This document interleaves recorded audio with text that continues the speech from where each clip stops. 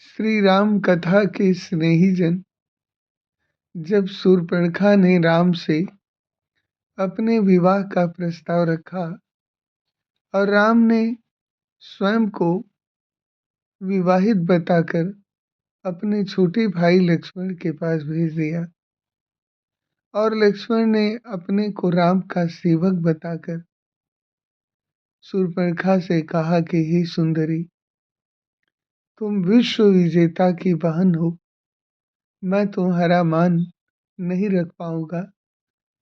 राम कौशलपुर के राजा हैं, वो एक नहीं अनेक विवाह कर सकते हैं, उनको कोई कुछ भी नहीं कहेगा।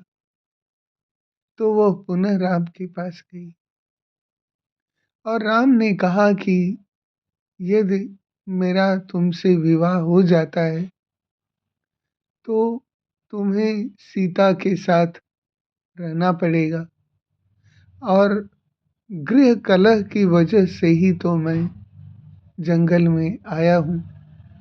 हे सुंदरी, मैं चाहता हूँ कि तुम एक बार सीता से बात कर लो।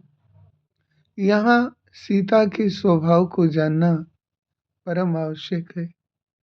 वनगमन के समय जब सीता रास्ते में जा रही थी तो ग्राम की वधुएं सीता से कहती हैं, कवितावली में गोस्वामी दास जी ने लिखा है कि शीस जटा उर बाहु विशाल, बिलोचन लाल तिरछी सी भौहें, तून सरासन बान धरी, तुलसी बन मार्ग में सूठे सोहें, सादर बारह बार शोभाए, चितय तुम तो हमरो मन मोहे, पूछत ग्राम वधु सिय सो, कहो सांवरी से सखी रावरी को है।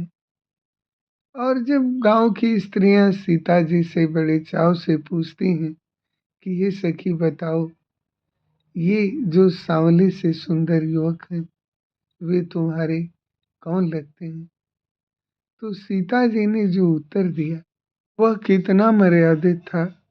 गोस्वामी जी लिखते हैं, सुनि सुंदर बैन सुधारस सानी, सयानी है जानकी जानी भली, तिरछे करे नैन ते सैन तिन्हें, समझाई कछु मुस्काई चली, तुलसी कही अवसर सोहें सबय, अवलोकत लोचन लाहु अली, अनुराग तड़ाग में भानु दे, बिगसी मनोरंज कली।